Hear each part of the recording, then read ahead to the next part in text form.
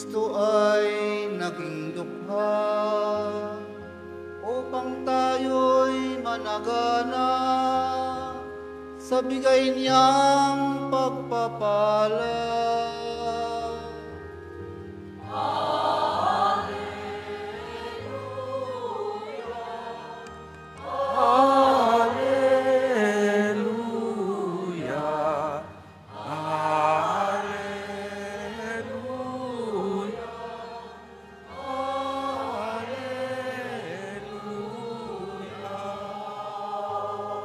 Sumainyo ang Panginoon.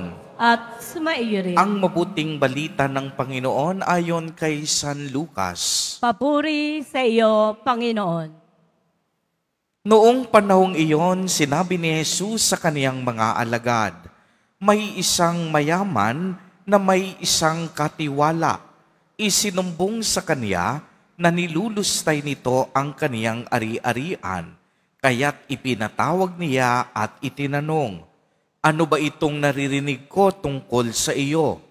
Isulit mo sa akin ng buo ang pangangasiwa mo sa aking ari-arian, pagkat mula ngayon ay hindi na ikaw ang katiwala ko.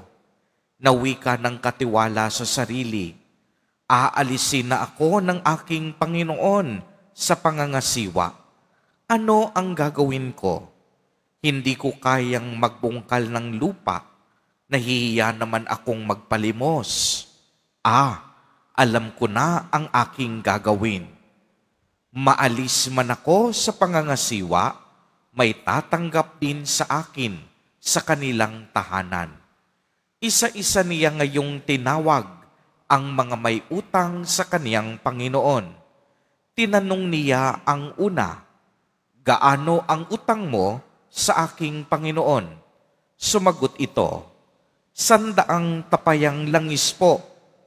Ito ang kasulatan ng iyong pagkakautang. Dali, maupo ka't gawin mong 50, sabi ng katiwala. At tinanong naman niya ang isa, ikaw, gaano ang utang mo? Sumagot ito, 100 kabang trigo po. Ito ang kasulatan ng iyong pagkakautang. Wika niya, isulat mo 80.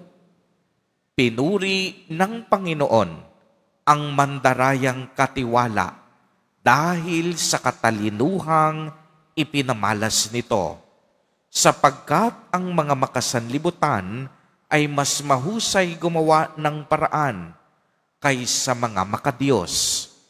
At nagpatuloy si Jesus ng pagsasalita. Kaya't sinasabi ko sa inyo, gamitin ninyo sa pakikipagkaibigan ang kayamanan ng sanlibutang ito. Maubos man ito'y may tatanggap naman sa inyo sa tahanang walang hanggan.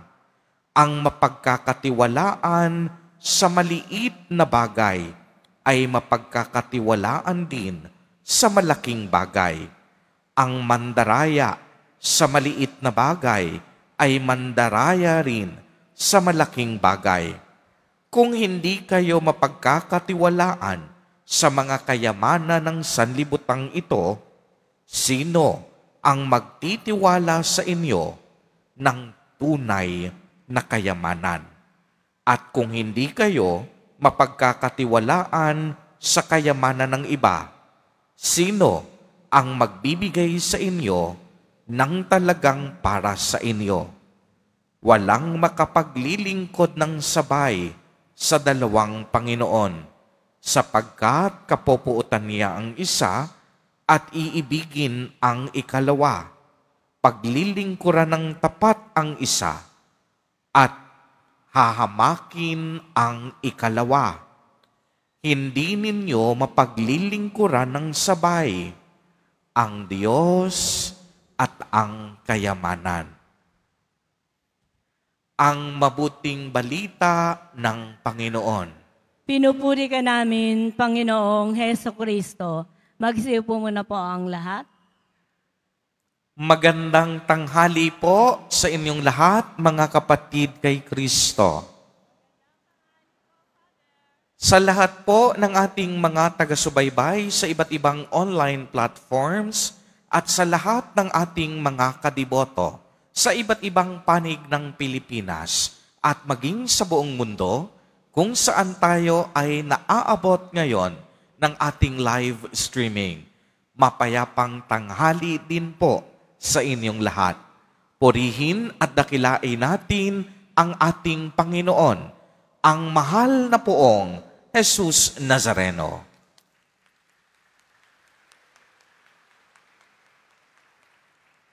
Mga kapatid kay Kristo at mga kadiboto, malugod po namin kayong tinatanggap sa Basilica Minor at Pambansang Dambana ni Jesus Nazareno.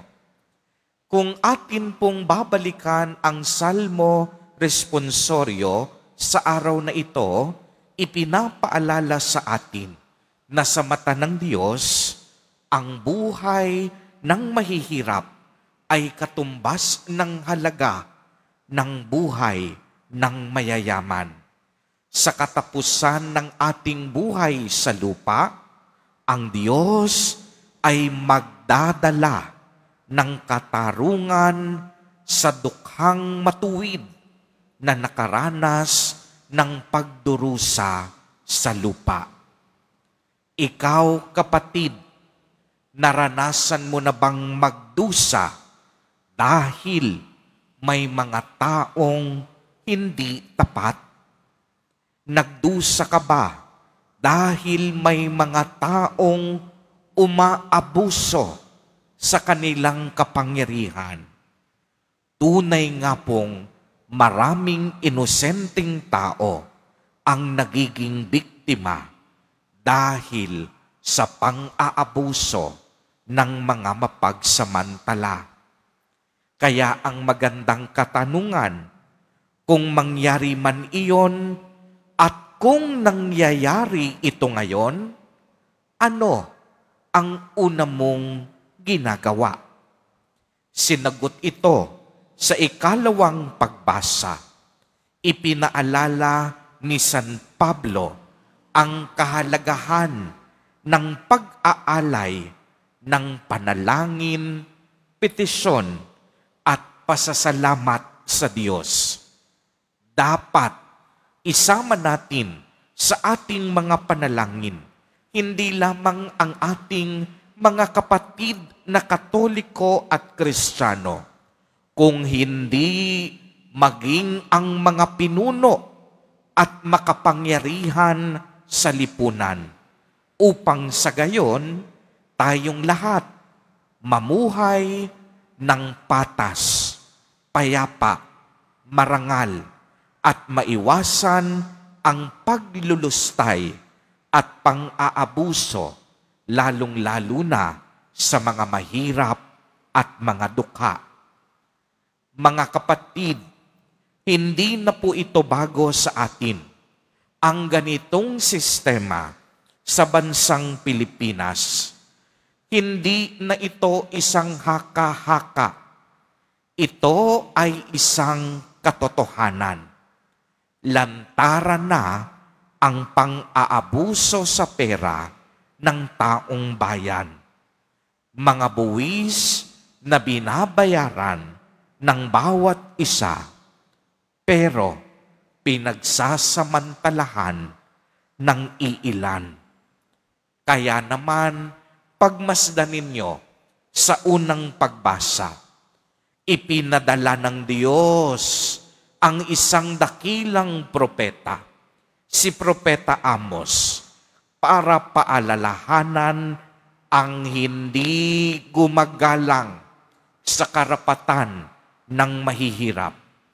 Buong tapang na hinarap ni Propeta Amos ang hari at sinabi niya sa kaniya na hindi makakalimutan ng Diyos ang mga hindi makatarungang ginawa niya laban sa mga dukha, at pinaalalahanan rin siya na hindi siya makakatakas sa banal na paghatol ng Diyos.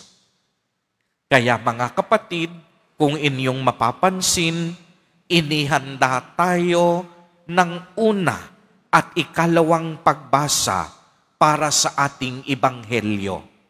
Inilahad ni Jesus ang talinhaga tungkol sa isang katiwalang nilustay ang ari-arian ng kaniyang Panginoon. Dahil dito, plano ng kaniyang Panginoon o may-ari na tanggalin siya sa serbisyo. At dahil takot siyang mawala ng kabuhayan, anong ginawa niya? Nagpasya siyang tawagin ang mga may utang sa kaniyang Panginoon. At anong ginawa sumunod? Dinaya niya ang halaga ng kanilang pagkakautang. Binawasan ito upang magkaroon sila ng utang na loob sa katiwala. Mga kapatid, maliwanag, hindi nais ng Diyos na tayo ay mandaya.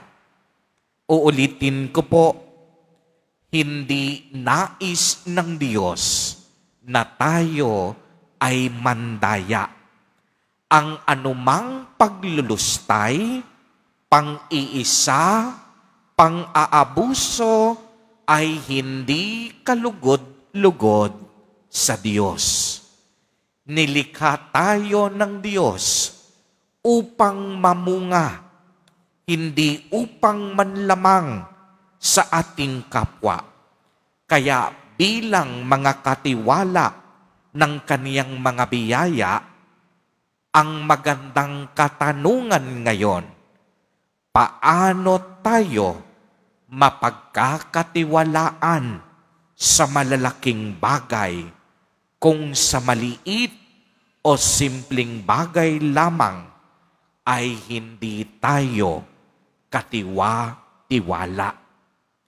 Lagi po nating tatandaan, bawat isa sa atin binigyan ng Diyos ng talento, kakayahan, at iba't ibang kaloob.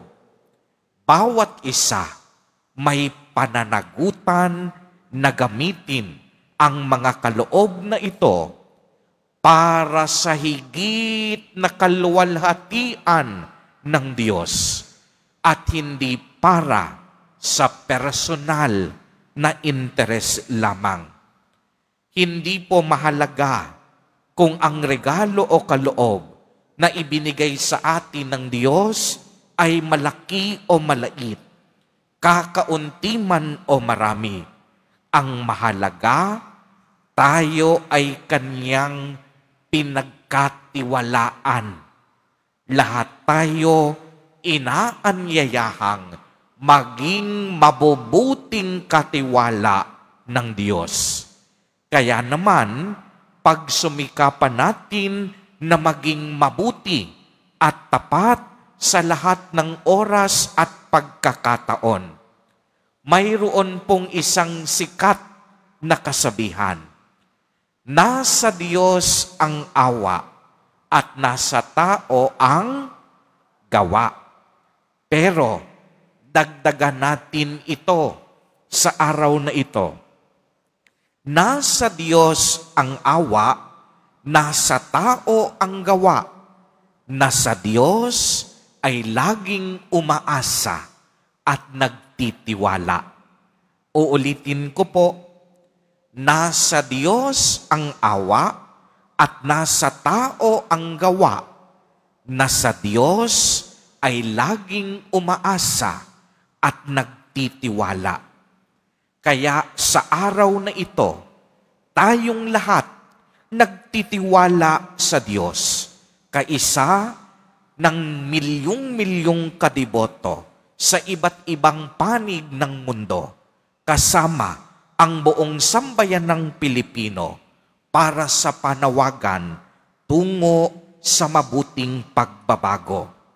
Iisa lang ang ating sinisigaw, naway maghari ang katarungan at maibalik sa taong bayan ang mga ninakaw na yaman para sa mahihirap at kapuspalad, para sa mas maayos na tulay at kalsada, para sa mas bago at malinis na ospital, para sa mas epektibong pagsugpo sa mga baha, para sa mas maraming trabaho sa buong bansa, para sa mas progresibong turismo, para sa kinabukasan ng mga kabataan, para sa mas matatag na edukasyon, para sa mas matapat na republika, para sa ating mga kapatid na senior citizen,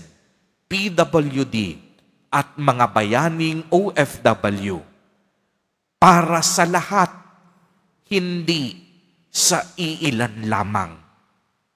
Nuestro Padre, Jesus Nazareno, gabayan niyo po kami, kaawaan niyo po kami, magliwanag ka sa amin.